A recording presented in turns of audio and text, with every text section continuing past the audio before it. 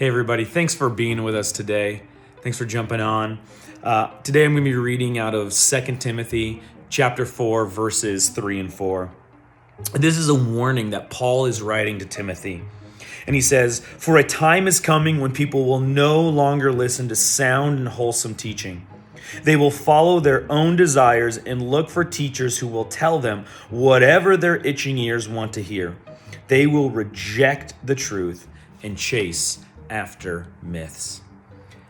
I don't know if there's ever been more of a time where this scripture is true than today.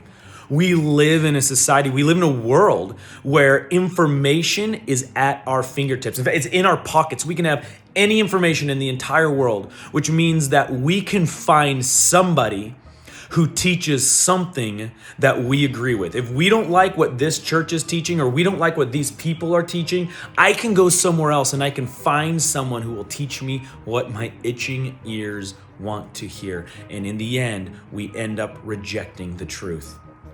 First, I want to say this: make sure that is not you. Make sure that you're not that person going from place to place looking for somebody to teach what you agree with. It is so easy to go, well, I don't like how the Bible teaches this, or I don't like this part of scripture. It doesn't sit right with me, or it doesn't seem to fit in our society today. So I'm going to go somewhere else that teaches what I think might be true, even though it's kind of countercultural to what scripture teaches. Make sure that's not you. Scripture is full of truth that does not go with our society today. Scripture is full of truth that is counter what our culture teaches today. And the thing is, Scripture tells us that.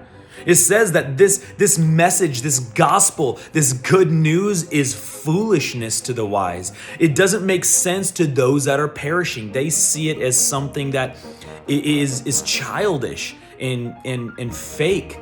But to those who know Jesus, it is life. So I want to challenge you. Are you going around looking for someone to teach what sounds better to you than what Scripture teaches? And here's the second part. What are we to do?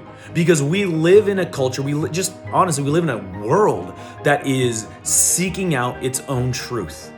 So what are we to do as followers of Jesus when this happens? Well, I love it because Paul continues, he tells Timothy what to do.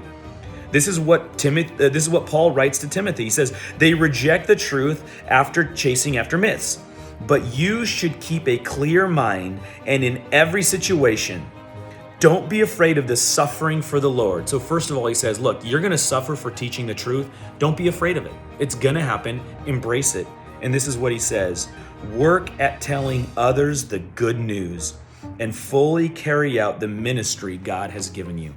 So don't be discouraged. Don't go, well, no one believes the truth anymore, so it's just not worth it. No, Paul says, look, you're going to suffer for telling the truth, for teaching the truth. Don't worry about that. But you carry on the ministry. Teach the good news. Believers, church, we must not give up on teaching the good news. It is life to those that God is revealing the truth to. There are people out there who are still coming to Jesus because of the good news. And our job as followers of Jesus is to teach them the good news.